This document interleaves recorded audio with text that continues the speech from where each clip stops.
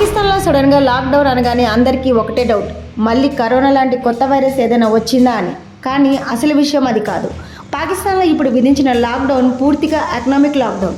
ఇంధన కొరతతో పాటు దేశ ఆర్థిక వ్యవస్థ తీవ్ర సంక్షోభంలో కూరుకుపోవడంతో తీసుకున్న నిర్ణయం ఇది. అసలు అక్కడ ఏం జరుగుతుంది, మన ఇండియాలో కూడా ఇలాంటి పరిస్థితి వస్తుందా? ఇప్పుడు ఈ డీటెయిల్స్ చూద్దాం.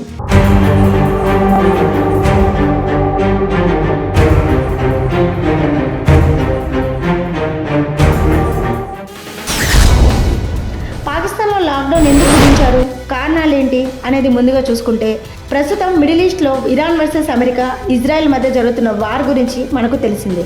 ఈ ఘర్షణల వల్ల ఇరాన్ హర్ముజ్ జలసంధిని పూర్తిగా బ్లాక్ చేసింది. ప్రపంచ దేశాలకు క్రూడ్ ఆయిల్ సప్లై అయ్యే ప్రధాన రూట్ ఇదే. ఇది క్లోజ్ అవడంతో గ్లోబల్ మార్కెట్లో ఆయిల్ రేట్లు విపరీతంగా పెరిగిపోయాయి. ఆల్రెడీ పాకిస్తాన్ ఎకానమీ చాలా దారుణమైన స్థితిలో ఉంది. చేతిలో ఫండ్స్ లేక అల్లాడుతున్న ఆ దేశానికి ఈ ఆయిల్ రేట్ల పెంపు కోలుకోలేని దెబ్బ కొట్టింది.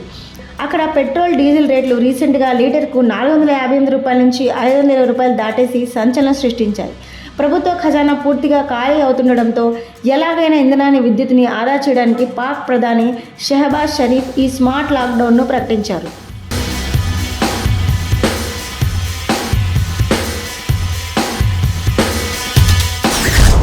ఇంతకీ ఈ లాక్డౌన్ రూల్స్ ఏంటి?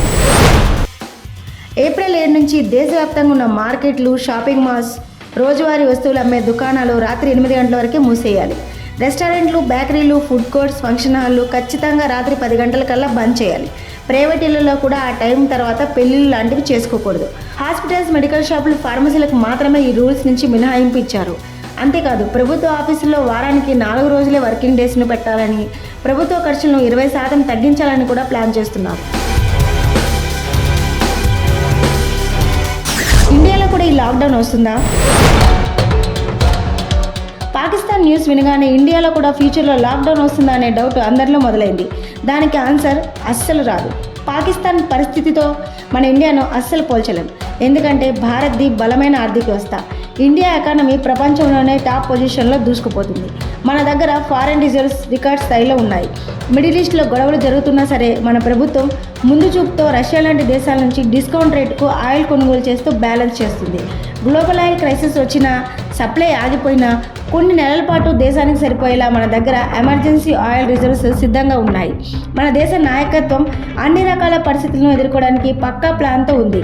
కాబట్టి గ్లోబల్ టెన్షన్స్ వల్ల ఆయిల్ రేట్లు పెరిగితే మన దగ్గర పెట్రోల్ ధరలు కొద్దిగా పెరిగే ఛాన్స్ ఉందేమో, కానీ పాకిస్తాన్ లాగా కరెంటు కోసం, పెట్రోల్ కోసం షాపులు మూసేసే లాక్డౌన్ పరిస్థితులు ఇండియాలో వచ్చే ప్రసక్తే లేదు.